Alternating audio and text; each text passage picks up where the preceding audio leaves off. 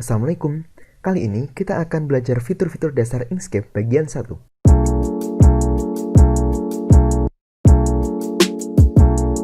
Sebelum mengenal fitur-fiturnya lebih lanjut, kita perlu lebih dahulu mengenal workspace atau ruang kerja yang akan kita gunakan. Yang pertama, perhatikan kotak persegi panjang yang ada di tengah ini. Ini disebut dengan page atau halaman. Di halaman inilah kita akan mengerjakan proyek-proyek kita. Kemudian, perhatikan tab-tab yang ada di atas ini disebut dengan menu bar. Setiap tab-tab ini apabila diklik, dia akan menurunkan Dropbox seperti ini.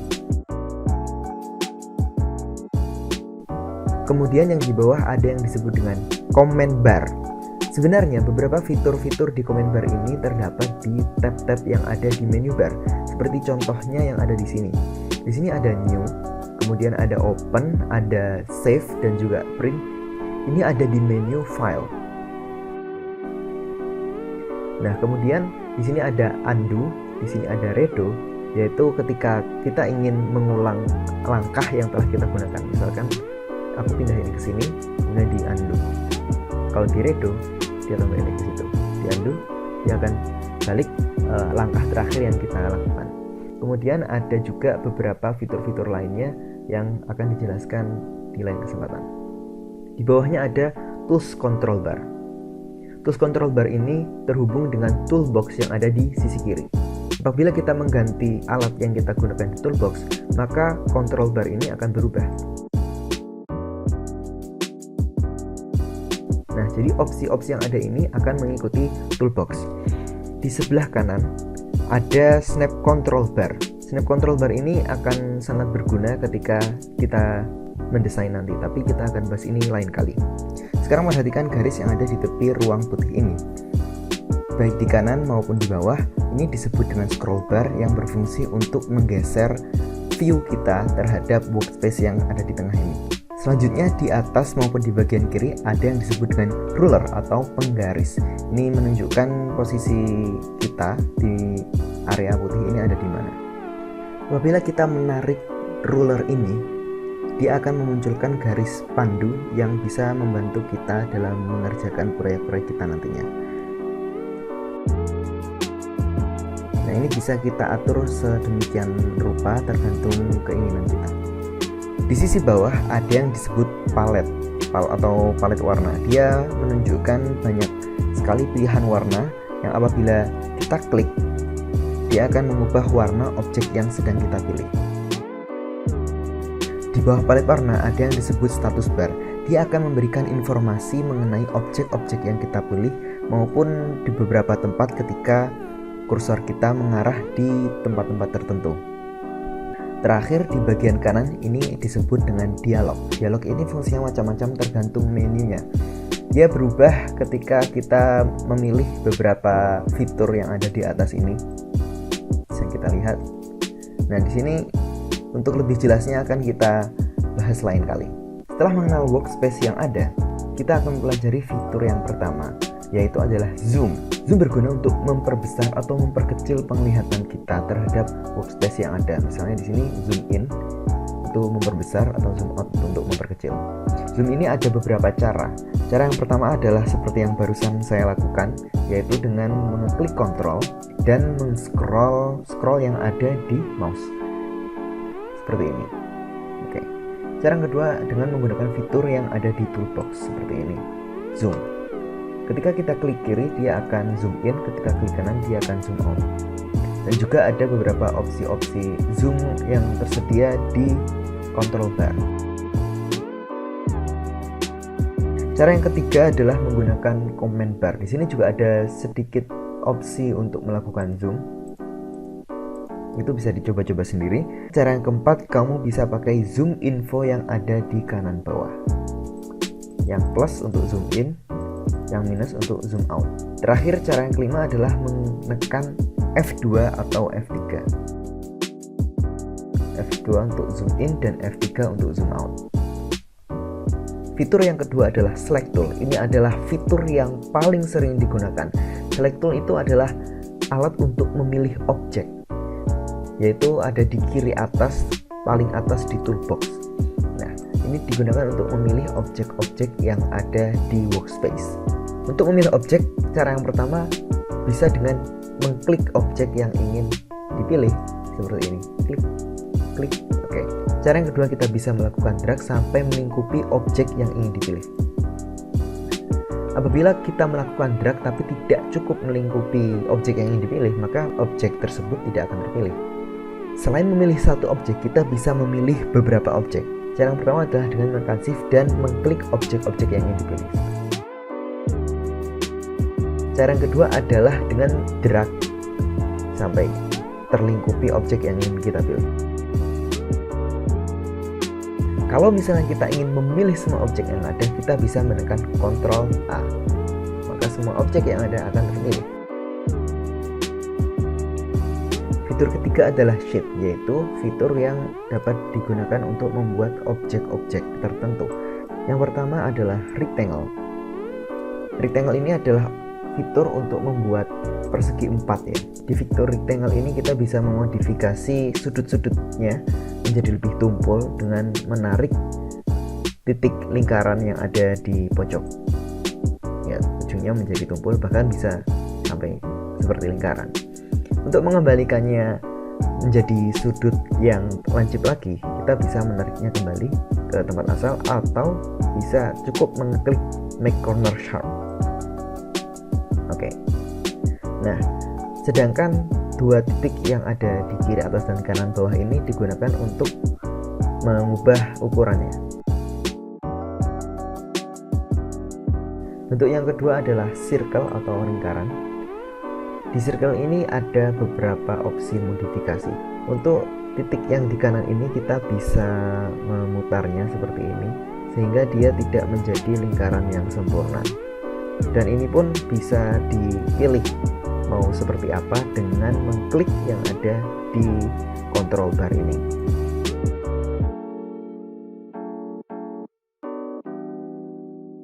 Nah, untuk mengembalikannya seperti lingkaran utuh, cukup mengklik icon yang ada di sini.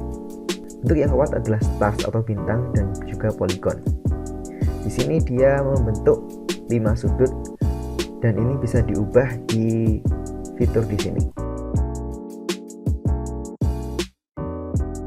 Itu kalau bintang, tapi juga bisa menjadi polygon dengan mengklik yang ada di sebelah kiri. Bintang segi 5.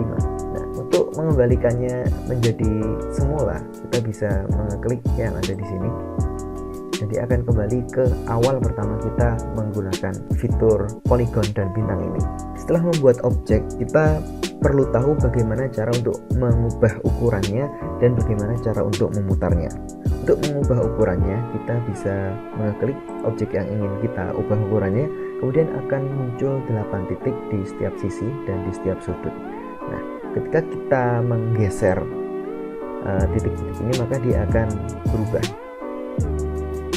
Bagaimana dia mengikuti kursor kita. Nah, di sini ada beberapa cara yang perlu diketahui, yaitu bagaimana untuk mengubahnya supaya dia ukuran rasionya tetap.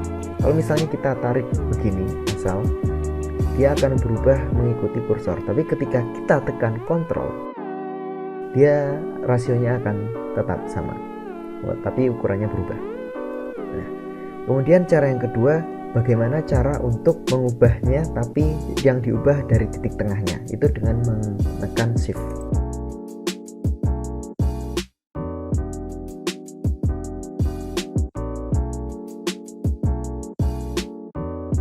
Yang kedua, bagaimana cara memutar objek tersebut. Kita bisa mengklik objeknya sekali, kemudian titik-titik tersebut akan berubah. Ketika kita mengklik yang berada di sudut-sudut, maka dia akan berputar. Tapi kalau kita mengklik dan menggeser yang ada di sisi-sisi, dia justru mengubah bentuknya seperti ini. Di rotate ini ada beberapa trik juga yang perlu diketahui, yaitu misalnya dengan menekan kontrol dan memutar, maka dia akan berputarnya setiap 15 derajat. Sedangkan kalau kita tekan shift, titik putarnya akan berpindah ke pojok. Ada cara lain dengan menggunakan keyboard, yaitu dengan menekan tombol kurung kotak ya.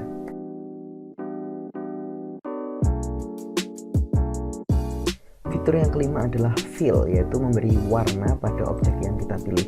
Bisa dilakukan dengan dua cara. Yang pertama, klik objeknya, kemudian langsung pilih warna yang telah disediakan di palet warna yang ada di bawah. Kemudian cara yang kedua adalah dengan mengklik dialog fill and stroke dan memilih warnanya terserah sesuai keinginan kita. Seperti ini misalnya.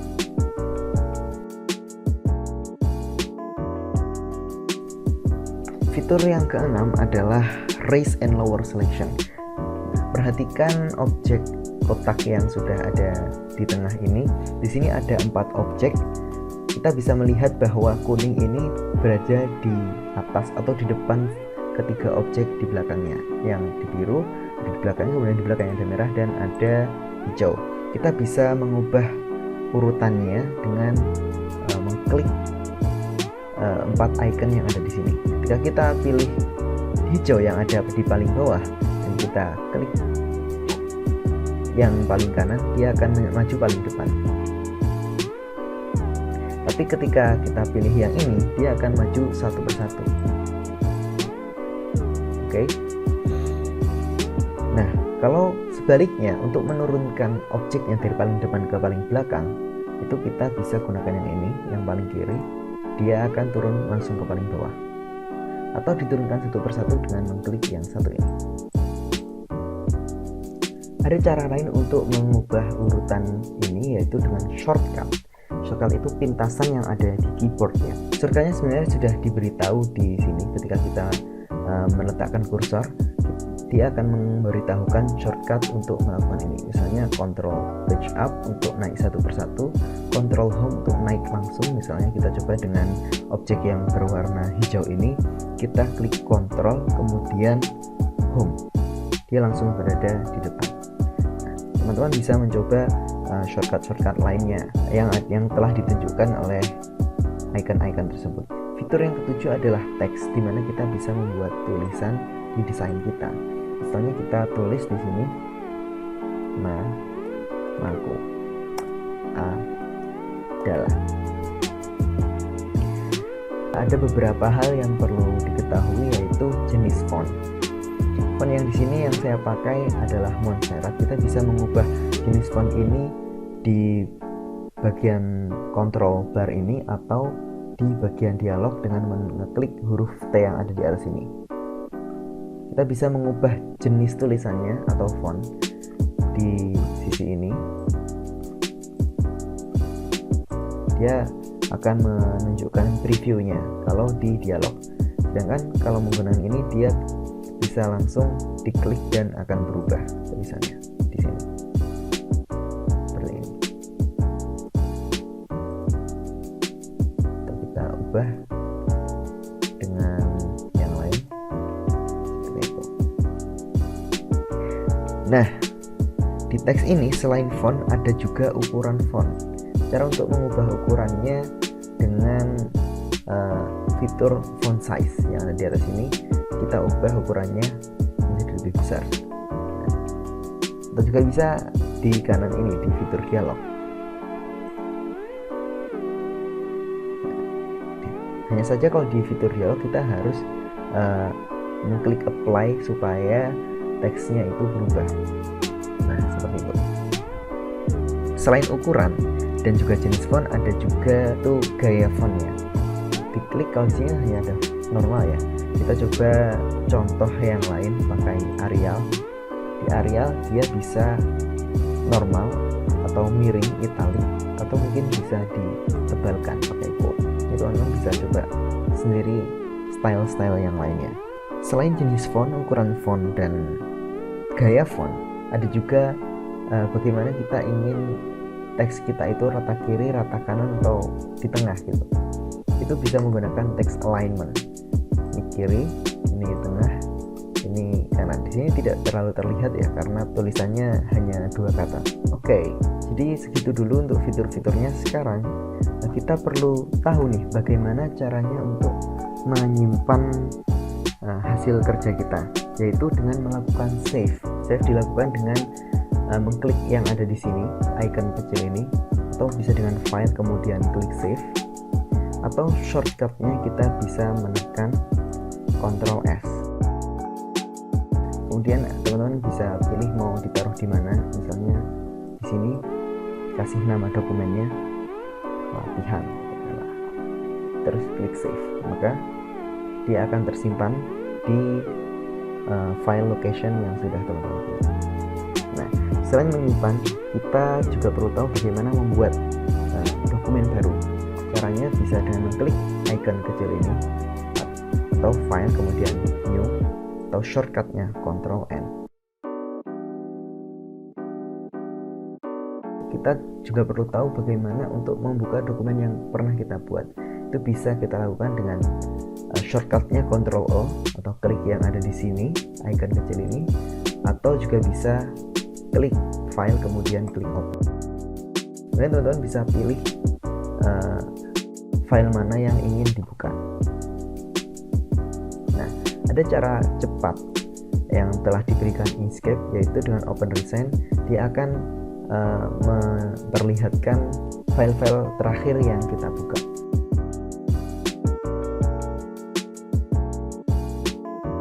Oke, nah terakhir untuk video ini teman-teman perlu tahu bagaimana caranya untuk mengekspor atau memproduksi hasil kerja teman-teman menjadi file gambar, yaitu caranya dengan klik file kemudian klik export PNG image.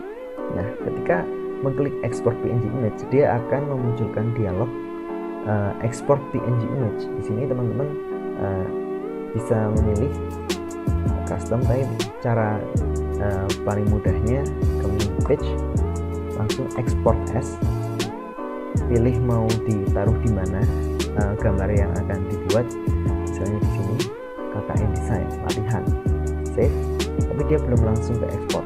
Diekspor dengan cara klik ekspor yang ada di sini.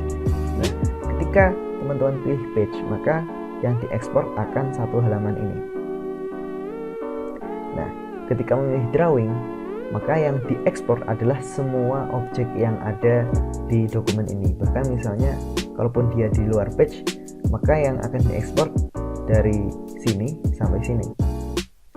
Kalau misalnya custom, kita bisa memilih bagian-bagian mana aja dengan mengatur yang ada di sini. Tapi kalau hanya ingin memilih yang ingin dipilih untuk diekspor, teman-teman bisa menggunakan selection dengan cara memilih dulu objek yang ingin diekspor, kemudian selection, ekspor, pilih di mana tempatnya dan juga nama filenya apa, bisa diedit di sini atau diklik dulu export as latihan 2, save. Itu belum terekspor, dia akan terekspor ketika kita mengklik tombol ekspor ini. Dia sekarang sudah terekspor menjadi gambar berformat PNG.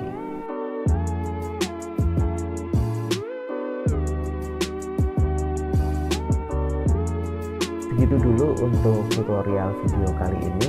Sampai jumpa di video selanjutnya. Terima kasih karena sudah menonton. Wassalamualaikum.